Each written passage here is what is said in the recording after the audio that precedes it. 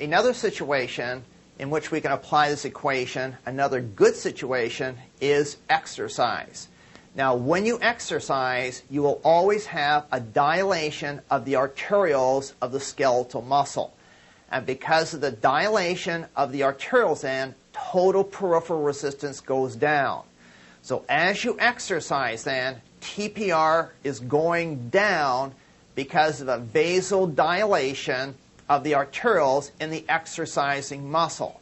If nothing else happened here, then your mean arterial pressure would decrease during exercise. Now, during exercise, and you're supposed to know this point, blood pressure does not change very much from the resting level.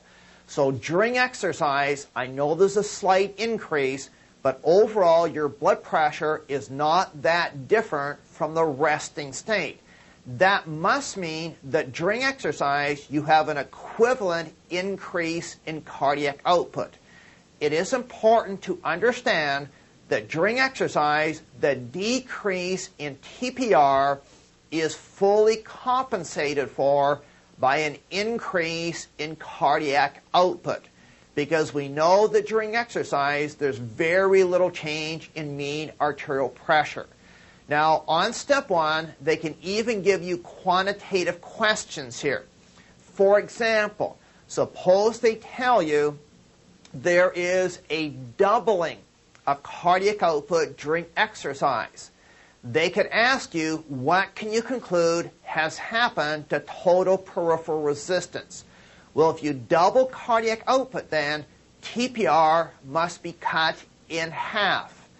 If you exercise vigorously, then cardiac output can triple, and that should tell you you must have decreased TPR to 1/3 the original, because you know mean arterial pressure does not change that dramatically. So this equation is very important in many step 1 questions involving the regulation of blood pressure or the interaction of cardiac output and total peripheral resistance. This is the important form of the Poiseuille equation for step 1 questions. Now, the next topic I want to go through are the characteristics of systemic veins. Now, what we're focusing on here will be the application of the point that veins are very compliant vessels. Now, as long as you have a good concept of compliance here, then there should be no problem with the questions. Now, the first point is illustrated right here, where it states that veins are 20 times more compliant than systemic arteries. Now, I know veins work in a different pressure range, but you have to accept that veins are very compliant vessels. If they're very compliant vessels, then you should also realize a small change in pressure will cause a large change in venous volume.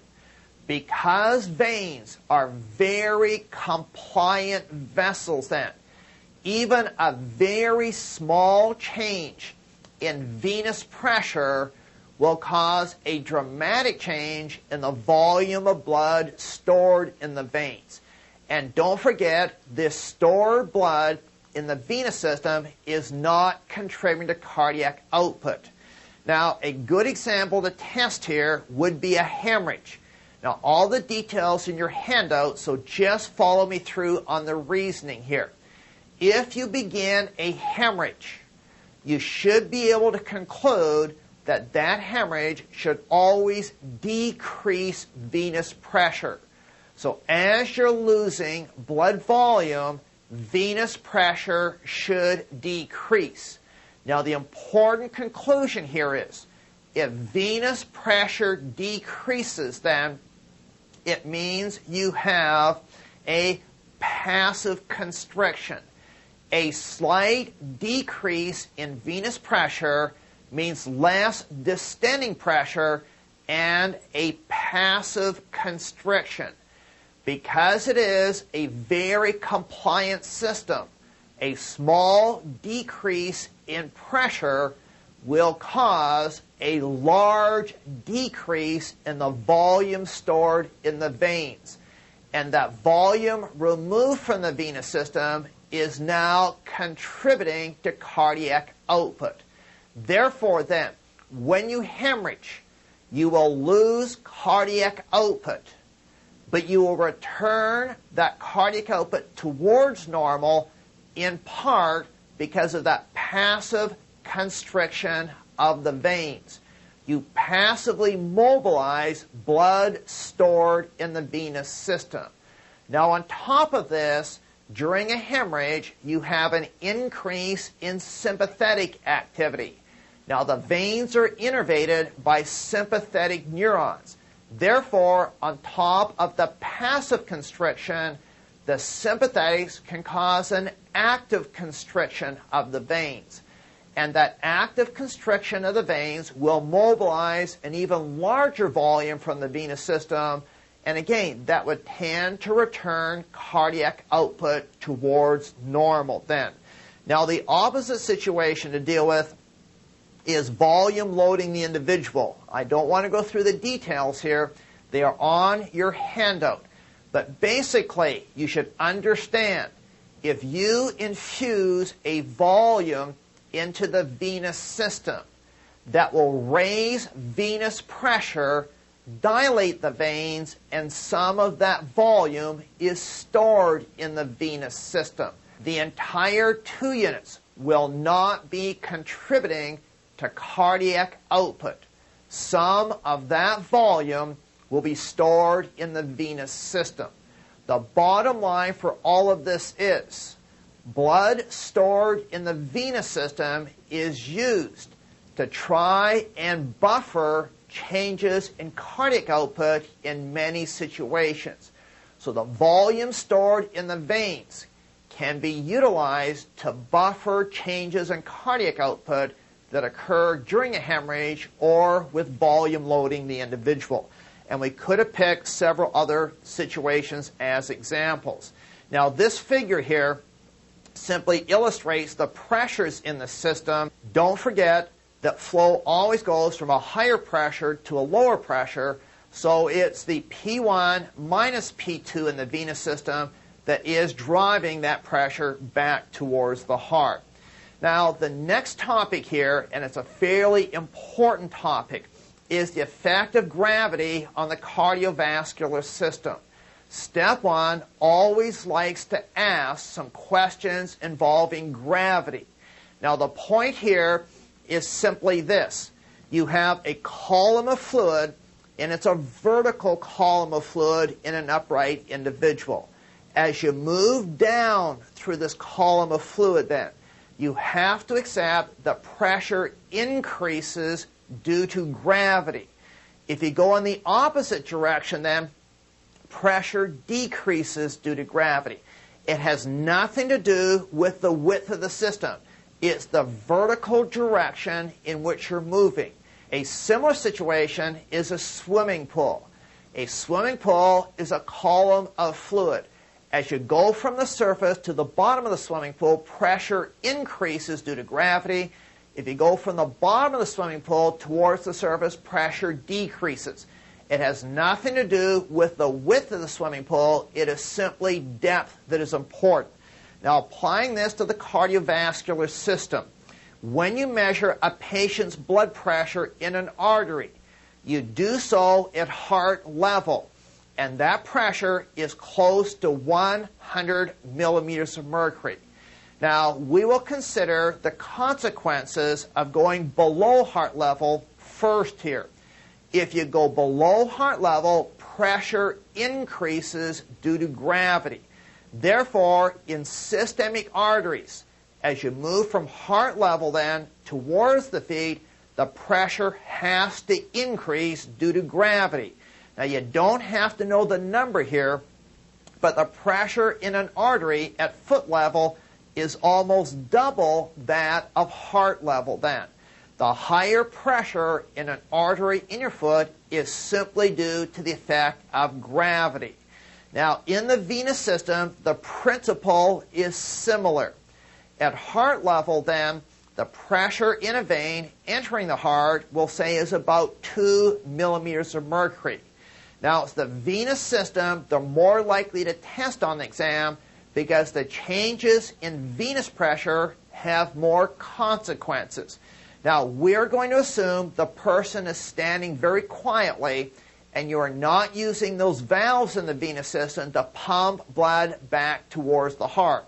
Therefore, then, you have a column of fluid between your heart and your foot in the venous system. And again, as you go down through this venous system, the pressure is going to increase due to gravity.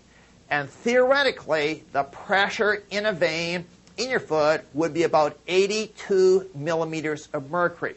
Now, you never seem to attain these high pressures because of the muscular action and the presence of valves in the venous system will pump this blood back towards the heart and prevent the very high pressures in the venous system here. So the muscular action and the valves of the venous system will prevent gravity from creating these very high pressures in veins in the lower part of the body. Now, the very important aspect here is, don't forget, veins are very compliant vessels. Therefore, as the pressure increases in the venous system, the veins will dilate significantly. And if you have this passive dilation, they will store a larger volume. And don't forget, that volume is not contributing to cardiac output. The bottom line point is, in an upright individual, blood will pool in the dependent veins due to gravity. And that pooling of blood in the dependent veins due to gravity is not contributing to cardiac output. That is the most important aspect of the effect of gravity on the venous system. Now, if we take a look at the consequences of going above heart level, and we will again start with the arterial system. As you go above heart level in the arterial system, your blood pressure decreases.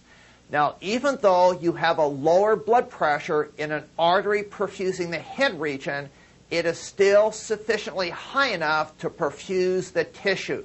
So above heart level, you will lose pressure in the systemic arteries, but you still have enough pressure to perfuse that tissue. Now again, it's the venous system that is more important to understand here. Now again, we have to be very careful with our conclusions. At heart level then, the pressure in the vein is about 2 millimeters of mercury. Now our reference here is atmospheric pressure. Our reference atmospheric pressure is considered 0, but don't forget that is really an atmospheric pressure of 760 millimeters of mercury. So atmospheric pressure, our reference of 0, is really 760 millimeters of mercury. Now the same effect is on the venous system here is on the arterial system. If you move above heart level, venous pressure will decrease due to gravity. But because you're starting with pressures close to 0, as you get into the head and neck region, the venous pressures, the systemic venous pressures, theoretically should be negative. Now, by negative pressures, we mean subatmospheric pressures. So in the neck and head region, theoretically, because we're considerably above heart level, systemic venous pressure should be negative or subatmospheric.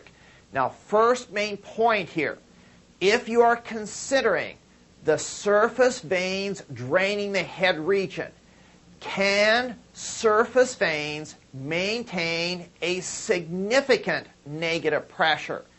And the answer is no, they cannot. The surface veins draining the head region cannot maintain a significant negative pressure because once that pressure drops a little bit below zero, those veins will collapse. It is the atmospheric pressure on the outside of those veins that cause the veins to collapse. Therefore, surface veins draining the head region cannot have a significant pressure below zero. It can be slightly below zero, but if it drops much below zero, those veins will collapse. Now, once they collapse, if that occurs, the blood would build up in those veins, raise the pressure, and then reopen the veins. The bottom line point is the surface veins draining the head region can only have a pressure slightly below zero. The veins draining the head region are considered more like a waterfall. It is simply flowing down to the heart at about zero pressure. Now, the second point here, are there veins in the head region that do maintain a significant negative pressure in an upright individual? Yes, there are. These are the deep veins in the head region. Now, the deep veins in the head region do maintain a significant negative pressure because they are supported by the surrounding tissue. The support of the surrounding tissue then decreases the tendency for these veins to collapse, and that permits a significant negative pressure. So deep veins draining the head region will maintain a significant negative pressure, and in particular, you should realize the veins inside the cranium are very strongly supported by the surrounding tissue and the cranium, and they have very significant negative pressures. For example, the dural sinus then will have a significant negative pressure because it is strongly supported by the surrounding tissue and the cranium. So you should realize not just deep veins in the head region can maintain a negative pressure, but the veins inside the cranium in particular can maintain a significant negative pressure. Now, the clinical implication here is if you sever a vein that has a negative pressure, there is always the potential to suck air into the cardiovascular system. So if you sever a vein above heart level, then you always have the potential of sucking air into the cardiovascular system. Therefore, then, if you want to start an IV on a vein above heart level, in most cases, you should tilt the head region down. You want to have that vein below heart level before you introduce that IV. Now, that serves two purposes. If it is below heart level, it is unlikely it would have a negative pressure. Therefore, you eliminate the possibility of sucking air into the system. And number two, because of the higher pressure, that vein is more distended, and it's easier to introduce that IV. Now, boards always likes a few questions about the effect of gravity on the cardiovascular system. Now, we'll go through a couple of typical standard questions in this area. The first one is the most basic, and it simply asks, which of the following vessels will have the highest absolute pressure in an upright individual? Now, the way you approach this question is to choose the artery furthest below the heart. An artery that is below heart level will have the highest absolute pressure. And the further the artery is below heart level, the higher the absolute pressure. Now, given the choices here, then, the artery that is furthest below heart level is the femoral artery. So the best answer to this question is simply the femoral artery. Now, the next question is a better, more discriminating question. Now, the question asked, which of the following vessels will have the greatest change in pressure? We're not looking at absolute pressure. You have to determine which vessel has the greatest change in pressure when going from a supine to an upright posture. Now, the way you address this question is simply to ask yourself, which vessel is furthest away from the heart? It can be an artery or a vein. It is distance from the heart that's important. The further the vessel is away from the heart, then the greater the change you will induce by going from a supine to an upright posture. Now again, looking at the choices here, the vessel that is furthest away from the heart is the femoral vein. And therefore, this is the best answer. Now, you cannot give choices of both the femoral artery and the femoral vein, because the femoral artery and femoral vein are equidistant from the heart. So they're equally correct answers. The reason they'll give the vein rather than the artery is there are more consequences for the change in the venous system, because veins are very compliant vessels then. Now, because of that, there's another situation they like to test fairly routinely, and there's various offshoots from this situation here. So you should understand exactly what is going on when an individual goes from a supine to an upright posture in terms of cardiovascular changes. Now, most of you know these changes, but they are worth repeating because they're very important. So if you lie down and you suddenly stand up, the first point is pressure in the dependent veins increase then. The pressure in the veins below heart level will increase due to gravity.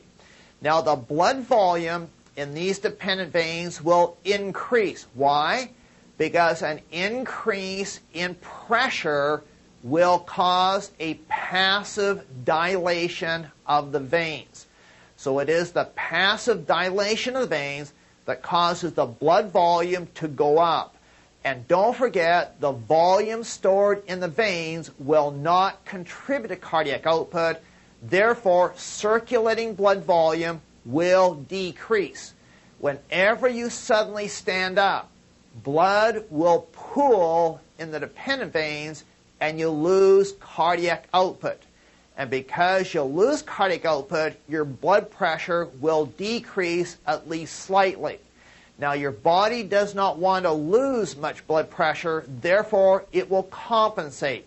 Now, we haven't talked about it as yet, but the compensation will be via the carotid sinus reflex. And this will include an increase in total peripheral resistance and an increase in heart rate. And these changes will return your blood pressure towards normal. Now, we said earlier, you always assume compensation is not complete unless you know otherwise. And this is another situation where compensation is not quite complete. Therefore, if you're lying down and you suddenly stand up, your blood pressure will always decrease at least slightly because of what we just went through. Now, this is fairly important for step one. It is fairly obvious, but it is important overall. Now, the next section here summarizes the effects of intrapleural pressure on pulmonary blood flow and volume. This is considered a supplementary topic. It is not important for step one. You can read through this on your own if you wish. We do have an explanation of what happens during inspiration and during expiration, but this is not high yield for step one. But just spend some time reading through this to get a general idea. Now, that finishes off the general characteristics of the systemic circuit that we wanted to cover. The next topic I want to go through is the microcirculation. Now, this topic is fairly straightforward. And I usually tell people, if you follow me through in these points, step by step. You should never miss a question on step 1, because I think the way we've organized the material then will address any question in this area on step 1. Now we start off by just listing some general characteristics of the microcirculation. Now by microcirculation, we're specifically referring to capillaries. So what we're dealing with here are general characteristics of the systemic capillaries in particular. And the first point is that flow and pressure is controlled by varying the radius or the resistance of the arterioles. Now we mentioned this previously, but again, very important to understand.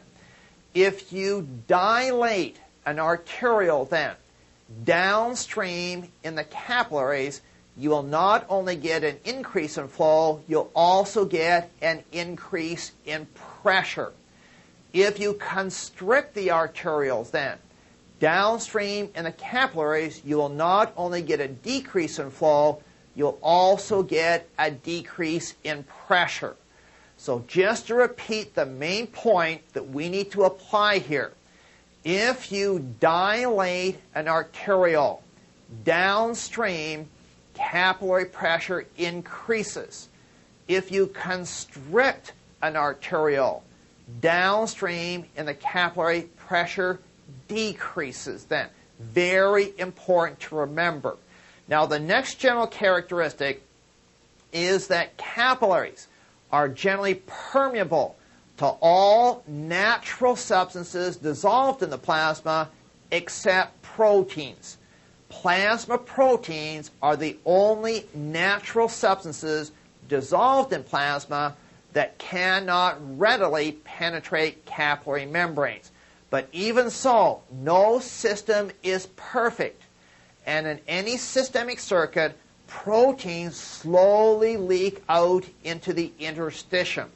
Now, these proteins must be removed continuously from the interstitium, and you should realize the removal of these interstitial proteins is via the lymphatics.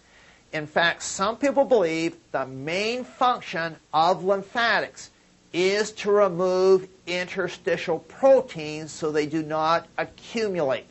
Now, that just represents some introductory material here. Now, what I want to focus on will be capillary exchange. This is where most of the questions will come into play. Now, the first process I want to address is simple diffusion. Now, simple diffusion is the process of exchange of individual substances across a capillary membrane. The point is, if boards asked you, if step 1 asked you about the main mechanism of exchange of a single individual substance, if they name the substance, the answer is always simple diffusion. So if they ask you about the main mechanism of oxygen exchange across capillary membranes, the answer is simple diffusion. If they name chloride, if they name potassium, if they name sodium, if they name glucose, if they name an individual substance, then that individual substance then exchanges mainly by simple diffusion. Now, in the first section, we took a look at the factors that affected the rate of diffusion. I'm not going to go through these again here, but they were all put into a formula, and these are the variables that affect the rate of diffusion. Now, there's one small additional point they could bring into the question, and that involves whether the substance penetrates through the endothelial cells or whether the substance has to go between the endothelial cells. Now, if it is a lipid-soluble substance, you have to realize the substance will mainly diffuse through the capillary membranes. So any substance that readily penetrates a cell membrane will diffuse through the endothelial cells. And that would include substances like oxygen, CO2, and other lipid-soluble substances. And that would be a very good point to test on the exam. Now, if the substance cannot penetrate a cell membrane, then you have to realize that that substance will diffuse between the endothelial cells. And the most likely substance to test here is sodium. Sodium does not penetrate cell membranes readily. Therefore, the main mechanism of sodium exchange is still simple diffusion, but it is simple diffusion between the endothelial cells then. And that would be another good point to test on the exam. However, most of the questions in this area will test your understanding of filtration versus reabsorption. It is these two